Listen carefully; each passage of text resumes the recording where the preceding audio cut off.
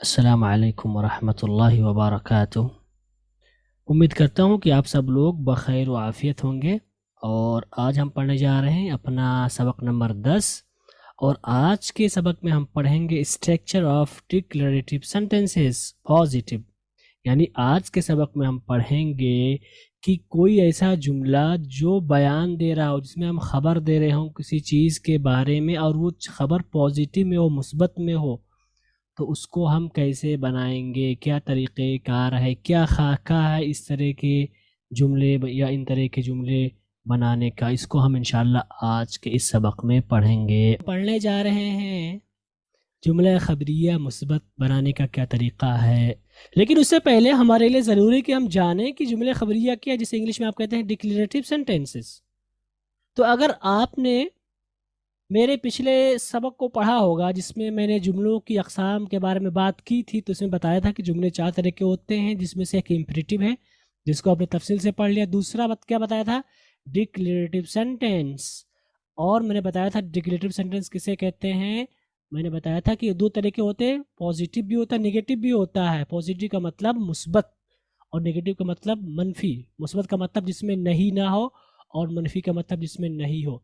तो declarative sentence positive का मतलब होगा ऐसे जुमले जिसमें हम किसी चीज़ के बारे में ख़बर दे रहे होते हैं, और वो ख़बर मुस्बत में होती है, मनफी में नहीं। ठीक है। मिसाल के तौर पर आप कहते हैं वो अपने रूम में है, आप कहते हैं वो अपने रूम में था, आप कहते हैं वो अपने रूम में होगा।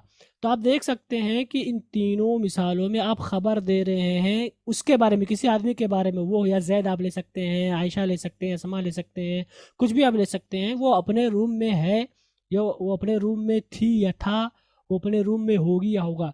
तो ये जो मिसालें आपके सामने, इसमें आप देख रहे हैं कि ऐसे जुमले हैं कि इसमें आप ख़बर दे रहे हैं किसी शख्स के बारे में, और इसमें नफ़ी नहीं पाई गई है बल्कि मुस्बत है। तो इन्हीं जुमलों को हम कहेंगे डिक्लेरेटिव सेंटेंसेस पॉजिटिव। ठीक है। इनके बनाने का क्या तरीक़ा है? इनके बनाने का तरीक़ा यह है कि सबसे पहले हम सब्जेक्ट लाएंगे, उसके बाद हेल्पिंग वर्ब लाएंगे, उसके बाद प्रेडिकेट लाएंगे। सब्जेक्ट का मतलब होता है जिसके बारे में बात की जा रही है, चाहे वो कोई आदमी हो, चाहे कोई चीज़ हो, चाहे कोई जगह हो, कुछ भी हो, नाउन हो, जिसके बारे में बात की जाएगी उसको हम सब्जेक्ट कहेंगे। और हेल्पिंग वर्ब किसे कहते हैं? हेल्पिंग वर्ब के बारे में आपने तफसील से अभी पढ़ा है पिछले ही सबक में, कि जिससे हमें पता चलता है कि कोई जुमला किस ज़माने में इसी तरह से जुमले के लिए ज़रूरी है हेल्पिंग वर्ब। तो हेल्पिंग वर्ब को आप जब भी लाएंगे तो सब्जेक्ट के बाद लाएंगे। ठीक है। उसके बाद आप क्या लाएंगे? उसके बाद आप लाएंगे प्रीडिकेट। प्रीडिकेट का मतलब होता है खबर। खबर का मतलब क्या होता है? खबर का मतलब होता है जो कुछ आप बात कर रहे हैं, जो आप खबर दे रहे हैं, उसको हम प्रेडिकेट कहते हैं। और अगर हकीकत में देखा जाए तो हेल्पिंग वर्ब ये प्रेडिकेट का ही हिस्सा है, लेकिन हम आसानी पैदा करने के लिए हेल्पिंग वर्ब को हमने अलग ला के जिक्र किया है। तो जब भी आप कोई जुमला बोल रहे हैं और वो जुमला मुस्बत का है, तो आप क्या करेंगे? आप सबसे पहले सब्जेक्ट लाएंगे जिसके बारे में आप बात कर रहे हैं, नाम या प्रोनाउन जो भी है। उसके फ़ौरन बाद आप हेल्पिंग वर्ब लाएंगे, और उसके बाद जो कुछ आप खबर देना चाहते हैं आप वहाँ पर इसको जिक्र करेंगे। कोई भी टेंस हो, चाहे पास्ट का हो, चाहे प्रेजेंट का हो, चाहे फ्यूचर का हो, तीनों ज़मानों में अगर हम बात कर रहे हैं तो यही स्ट्रक्चर होगा। ठीक है। हम टेंस बदलने की वजह से स्ट्रक्चर नहीं बदलेंगे। मिसाल के तौर पर अगर हम प्रेजेंट में कोई जुमला कह रहे हैं तो इसका स्ट्रक्चर क्या होगा? Subject plus helping verb plus predicate. Present में भी यही चीज़ होगी। पास्ट में अगर आप बात कर रहे हैं तब भी subject plus helping verb plus predicate. अगर आप फ्यूचर में कोई जुमला कह रहे हैं तब भी subject plus helping verb plus predicate. तो इस स्ट्रक्चर से क्या पता चला? इस स्ट्रक्चर से ये पता चला कि हर वो जुमला जो डिक्लेरेटिव सेंटेंस हो और वो पॉजिटिव हो, तो हम उस जुमले में हम लाएंगे सब्जेक्ट, उसके बाद हेल्पिंग वर्ब, उसके बाद प्रेडिकेट। ठीक है। ज़माना बदल रहा है, ज़माना बदल रहा है इसमें, लेकिन हम स्ट्रक्चर नहीं बदलेंगे, स्ट्रक्चर सेम होगी।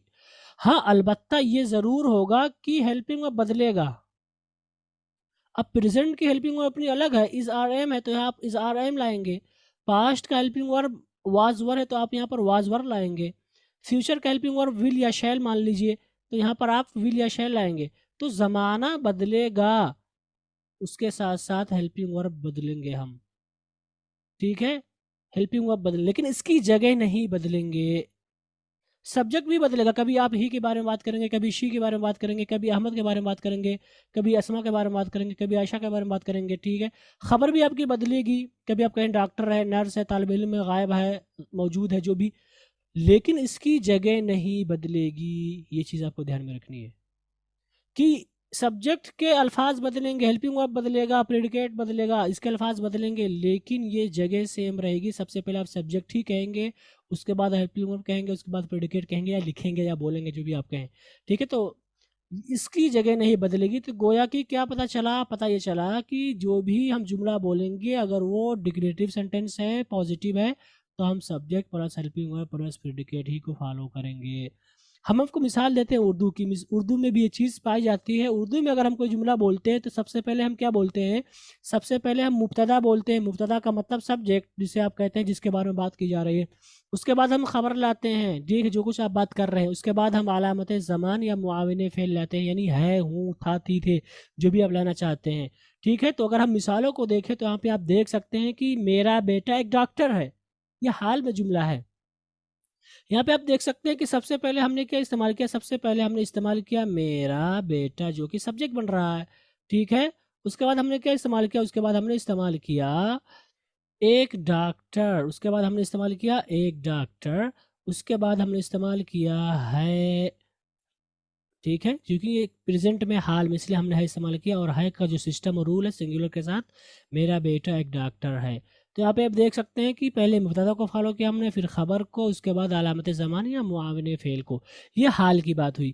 अगर हम आगे चले और अगर हम माजी की बात करें तब भी आप कहेंगे मेरा बेटा एक डॉक्टर था। अगर हम फ्यूचर की बात करें तो आप कहेंगे कि मेरा बेटा एक डॉक्टर बनेगा या डॉक्टर होगा, हम यहाँ पे लेंगे। तो यहाँ पे आप क्या देख रहे हैं, यहाँ पे आप देख रहे हैं कि ये जो जुमला है ये हाल में है, ये जुमला ये माजी में है, ये जुमला जो है ये मुस्तकबिल में है। गर्चे इनकी किस्म बदल रही है, कभी हाल हो जा रहा है, कभी माजी हो जा रहा है, कभी मुस्तकबिल हो जा रहा है, लेकिन ये जो स्ट्रक्चर है ये नहीं बदल रहा है। मुब्तदा अपनी जगह पे कायम है, प्रेजेंट में भी, हाल में भी, मुस्तकबिल में भी, फ्यूचर में भी, हर जगह। खबर अपनी जगह पे बाकी है, एक डॉक्टर एक डॉक्टर एक डॉक्टर, और अलामत ज़मान ये भी अपनी जगह पे बाकी है, लेकिन ये बदल इसीलिए रही, जगह नहीं बदल रही है, ये कलिमात बदल रहे हैं हालात की वजह से, ठीक है। तो क्या करना है आपको, कोई भी जुमला हो आप सबसे पहले मुब्तदा कहेंगे, इंग्लिश में भी सेम चीज़ है। उसके बाद आप हेल्पिंग वर्ब कहेंगे, बस थोड़ी सी बदल जा रही है, हेल्पिंग वर्ब पहले आ जा रहा है इंग्लिश में, उसके बाद आप खबर कहेंगे। तो इस तरह से अगर हम इंग्लिश में बात करें तो इंग्लिश में हमारी मिसालें होंगी, Rahim is in the playground, present में बनेगा। Rahim was in the playground, और आगे चलेंगे तो कहेंगे Rahim will be in the playground. तो यहाँ पे आप देख सकते हैं कि तीनों जुमलों में हमने एक ही स्ट्रक्चर को फॉलो किया, गर्चे इनकी टेंस या इनके टेंस बदल रहे हैं। तो टेंस के एतबार से हमने यहाँ पर इनके हेल्पिंग को भी बदला है। प्रेजेंट की वजह से हमने इसका इस्तेमाल किया है, पास्ट की वजह से हमने वाज का इस्तेमाल किया है, और फ्यूचर की वजह से हमने विल बी का इस्तेमाल किया है।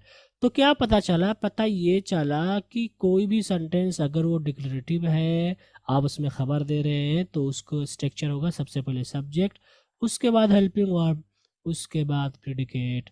हम ज़माना बदलने की वजह से इसके स्ट्रक्चर को नहीं बदलेंगे। आप हमेशा ही रहीम पहले लाएंगे, रहीम पहले लाएंगे, हेल्पिंग वर्ब बाद में लाएंगे, बाद में लाएंगे, बाद में लाएंगे, ठीक है।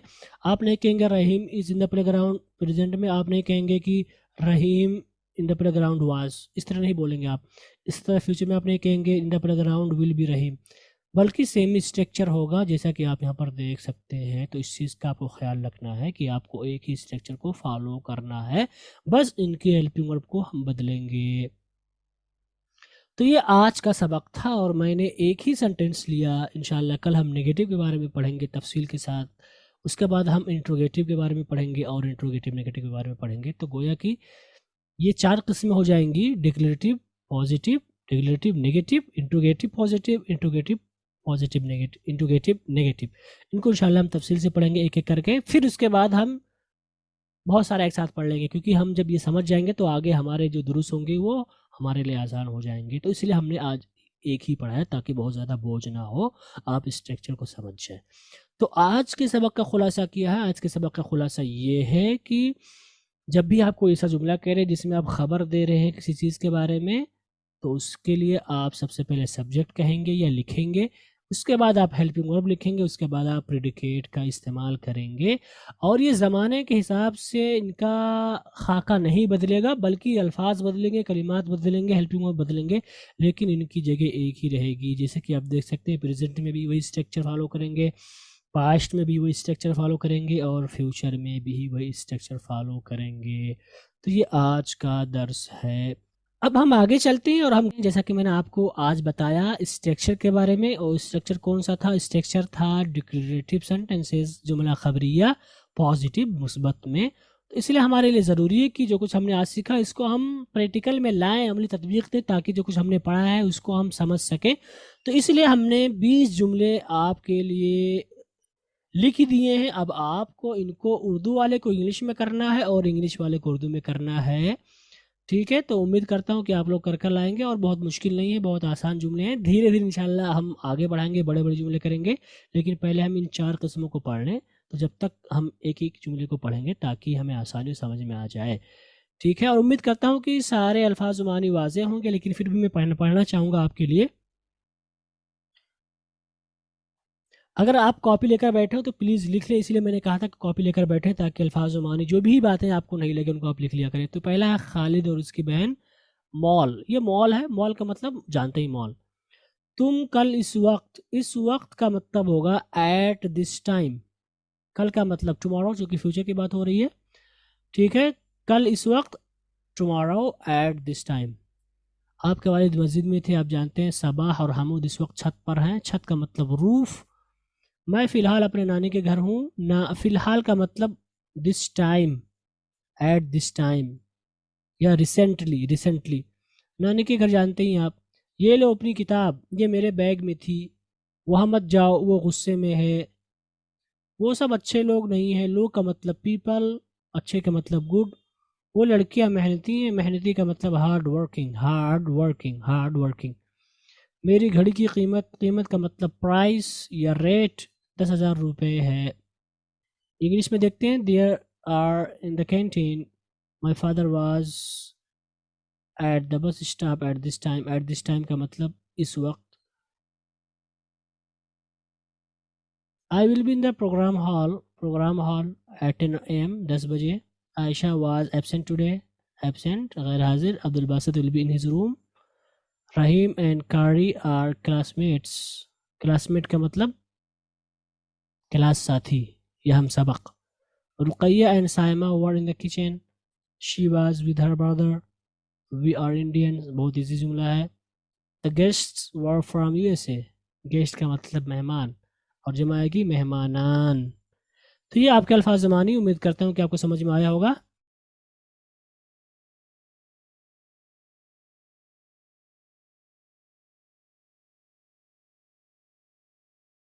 अब हम आगे चलते हैं और हमारा ग्रामर का हिस्सा स्टार्ट होता है यहाँ पर। और यहाँ पर हम पहले ट्रांसलेशन करेंगे, और ट्रांसलेशन का मतलब आप ये समझेंगे कि स्पीकिंग में भी यही चीज़ आएगी। आप इसको सिर्फ ट्रांसलेशन तक महदूद नहीं करेंगे।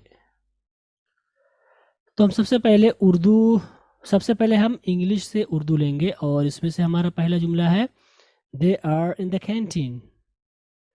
दे आर इन द कैंटीन, इसको हम कैसे कहेंगे? इसको हम कहेंगे वो सब कैंटीन में हैं। अगर आपने यहाँ पर वो लोग लिखा है तो भी चलेगा, वो लोग कैंटीन में हैं या वो सब कैंटीन में हैं, दोनों सही है। तो अगर आपको बोलना वो लोग कैंटीन में है तो आप क्या बोलेंगे? They are in the canteen.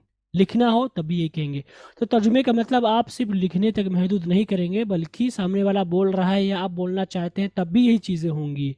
तो इसकी भी आप प्रैक्टिस करेंगे साथ साथ, ताकि बाद में आपको दिक्कत ना हो। अगला जुमला, my father was at the bus stop at this time. तो हम कहेंगे मेरे वालिद इस वक्त बस स्टॉप पर थे। अगर आप उस वक्त कहना चाहते हैं तो एट दैट टाइम। ओके, मेरे वालिद उस वक्त या इस वक्त बस स्टॉप पर थे। तो यहाँ पर मेरे वालिद कहेंगे। अगर आपने मेरे अब्बू लिख दिया है तब भी ठीक है। अगर आपने मेरे अब्बा लिख दिया तब भी ठीक है, ठीक है, कुछ भी चलेगा, लेकिन यही तर्जुमा होगा, माना यही होगा। आगे है I will be in the programme hall at 10 AM। तुम कहेंगे मैं सुबह 10 बजे प्रोग्राम हॉल में हूँगा। उसके बाद है आयशा वॉज एब्सेंट टुडे। तुम कहेंगे आयशा आज गायब थी। अगर आपने गैर हाजिर लिखा है तो भी सही है, आयशा आज गैर हाजिर थी। अगर आप एहतराम करते हैं तो थी भी कर सकते हैं, सब माना सही होगा। अगला जुमला है Abdul Basit will be in his room. तो हम कहेंगे अब्दुल बासित अपने कमरे में होगा, अब्दुल बासित साहब अपने कमरे में होंगे, ये भी आप कह सकते हैं।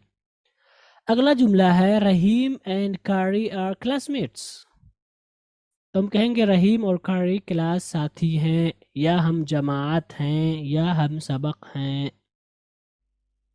सातवां जुमला है Ruqaiya and Saima were in the kitchen. तुम कहेंगे रुकैया और सायमा किचन में थी। उसके बाद है she was with her brother. She was with her brother. तुम कहेंगे वो अपने भाई के साथ थी, या अपने भाई के पास में भी अगर आपने किया तब भी चल सकता है, पास थी। We are Indians. तो हम कहेंगे हम लोग हिंदुस्तानी हैं, अगर आपने कर दिया हम सब हिंदुस्तानी हैं तो भी ठीक है। अगर आपने कह दिया हम हिंदुस्तानी हैं तो भी ठीक है। वी आर इंडियंस, हम लोग हिंदुस्तानी हैं, हम हिंदुस्तानी हैं, हम सब हिंदुस्तानी हैं। अगला जुमला है the guests were from USA. तुम कहेंगे मेहमान अमेरिका से थे, मेहमानों नहीं होगा, मेहमान अमेरिका से थे, ठीक है, मेहमान अमेरिका से थे। तो ये 10 जुमले हो गए आपके इंग्लिश से उर्दू। अब हम आगे चलते हैं और उर्दू से इंग्लिश वाले जुमले लेते हैं, जिसमें से पहला जुमला है खालिद और उसकी बहन मॉल में हैं। खालिद और उसकी बहन मॉल में है को हम कैसे कहेंगे इंग्लिश में? Khalid and his sister are in the mall. तो यहाँ पर हमने आर इस्तेमाल किया क्योंकि ये जो जुमला है ये प्रेजेंट में हाल में है, और आर इसलिए इस्तेमाल किया क्योंकि यहाँ पे खालिद और उसकी बहन दो लोग हैं, तो गोया कि ये जमा हो गए।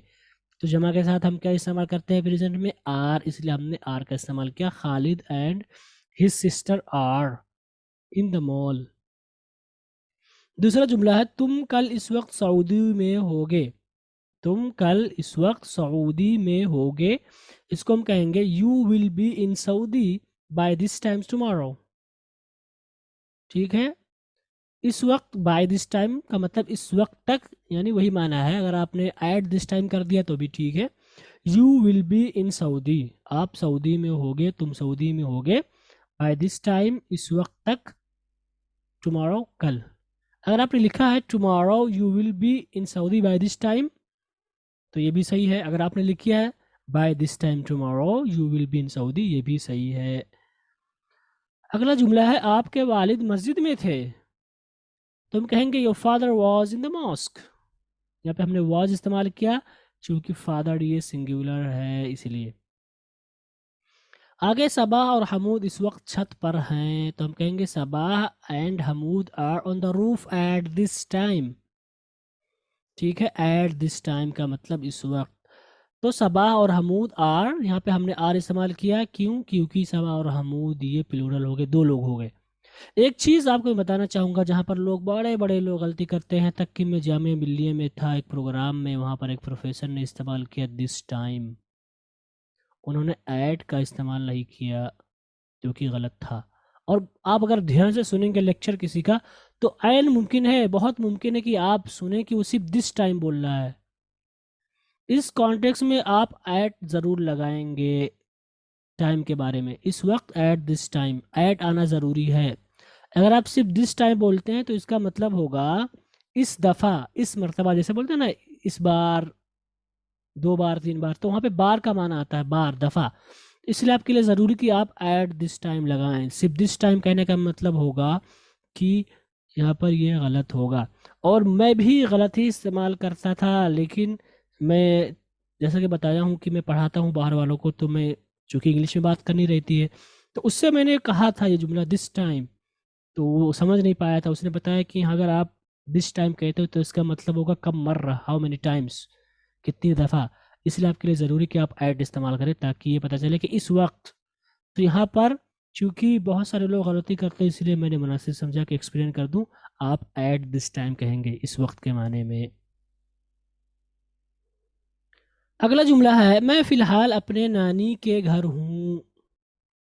तो आप कहेंगे इसको I am currently at my grandmother's house.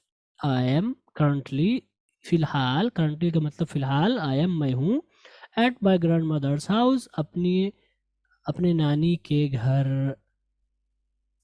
उसके बाद है ये लो अपनी किताब, ये मेरे बैग में थी। तुम कहेंगे here is your book. Here is your book ये एक मुहावरे के तौर पर इस्तेमाल होता है। Here is your book, here is your pen card, ये आपका pen card, here is your pen, ये लीजिए अपना कलम। तो हियर इज़ योर बुक, तो हमने कहा ये लीजिए आपका बुक, आपकी आपकी बुक, आपकी किताब। तो अगर आप इस तरह का कोई जुमला बोलना चाहते हैं तो आप हियर, उसके बाद इज़ या आर लगाएंगे। ठीक है, जो भी आप इस्तेमाल करेंगे सब्जेक्ट के हिसाब से, हियर इज़ हमेशा नहीं आएगा। तो हियर इज़ योर बुक चूँकि सिंगुलर है इसलिए हमने हियर इज़ योर बुक कहा। अगर आप प्लूरल इस्तेमाल करना चाहते हैं तो आप कह सकते हैं हियर आर योर बुक्स, ये लीजिए अपनी किताबें। तो आप कह सकते हैं हियर इज़ योर बुक, ये लो अपनी किताब। It was in my bag, ये मेरे बैग में थी, ये मेरे बैग में थी। उसके बाद अगला जुमला है वहाँ मत जाओ। यहाँ पे आप देख सकते हैं ये इंपरेटिव सेंटेंस है नेगेटिव में। वहाँ मत जाओ, वो गुस्से में है। तो कहेंगे don't go there, he is angry, he is angry. तो यहाँ पर ही इज एंग्री का मतलब अगर आप तर्जुमा करेंगे लफ्जी तो इसका मतलब होगा वो गुस्सा है। लेकिन वो गुस्सा यहाँ पर ये अच्छा माना नहीं होगा, वो गुस्से में है। अगर आप कहें वो गुस्से में है तो इसका मतलब होगा he is in anger. Don't go there, he is in anger, ये थोड़ा अच्छा नहीं होगा। तो अगर आप ही इज एंग्री कहेंगे तो ज़्यादा अच्छा होगा। जैसे कि आप कहते हैं मुझे भूख लगी है, तो आप कहते हैं आई एम हंग्री, मुझे भूख लगी है, मैं भूखा हूँ, है ना, आई एम हंग्री। आप नहीं कहते हैं कि the hunger has caught me या आई एम इन हंगर, आप बोल सकते हैं, बट नहीं कहते the hunger has caught me, I am in hunger या आई एम हंग्री। तो इसी तरह से यहाँ पर भी होगा वो गुस्से में है, ही इज़ एंग्री, वो गुस्से में है। आप नहीं कहेंगे ही इज़ एंगर, कर सकते हैं लेकिन अगर ना करें तो ज़्यादा अच्छा है। उसके बाद है वो सब अच्छे लोग नहीं हैं, वो सब अच्छे लोग नहीं हैं को हम कहेंगे they are not good people. इसको आप पीपल नहीं पढ़ेंगे, people. They are not good people, वो लोग अच्छे लोग नहीं है। और मुझे लगता है कि यहाँ पर मिसाल थोड़ी सी गलत हो गई है इसलिए कि यहाँ पर ये नेगेटिव वाला आ गया है जिसको हम आज पढ़ेंगे, लेकिन कोई बात नहीं है। उसके बाद है ये लड़कियां मेहनती हैं, ये लड़कियां मेहनती हैं या वो लड़कियां मेहनती हैं। तुम कहेंगे those girls are hard working, those girls are hard working का मतलब होगा वो लड़कियां मेहनती हैं। अगला जुमला है मेरी घड़ी की कीमत 10,000 रुपये है। मेरी घड़ी की कीमत ये है, फिर 10,000 रुपये है, तो इसको हम कहेंगे the price of my watch. मेरी घड़ी, माई वॉच की कीमत, द प्राइस ऑफ। तो the price of my watch is, मेरी घड़ी की कीमत कितनी है, 10,000 रुपीज़, 10,000 रुपये। और यहाँ पर आप थाउजेंड्स नहीं कहेंगे इस कॉन्टेक्स्ट में, इस तरह के हम 1,000, 2,000, 3,000 ही कहते हैं, थाउजेंड्स नहीं कहते हैं।